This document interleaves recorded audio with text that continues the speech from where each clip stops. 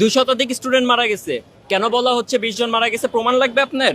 Army যে ইয়া করছে, দেখেন আপনি প্রমাণ নেন, ভিডিও সহ প্রমাণ দিতেছি।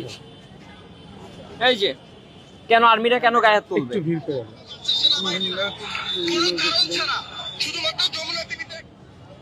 কেন আর্মি কেন মারবে, গায়ে হাত তুলবে কেন? কেন এটা ধামাচাপা দেওয়া হবে?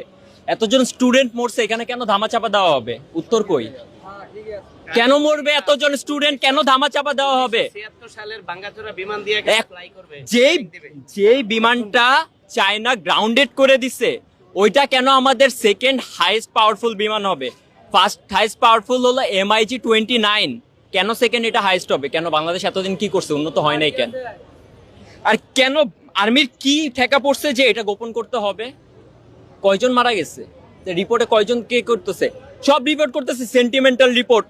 একজন আমাদের ম্যাম একজন এখান থেকে বের হয়ে আসছে, ওনারা রিপোর্ট করতেছে যে কি হয়েছে কি হয়েছে। একজন একটা সিঙ্গেল রিপোর্ট করে নাই যে কয়জন স্টুডেন্ট মারা গেছে, কয়জন ছেলে মেয়ে মারা গেছে। আরে ভাই নিচের ছোট ভাই মারা গেছে, হসপিটালে নিয়ে গেছে ভাই, অবস্থা দেখবেন আপনি।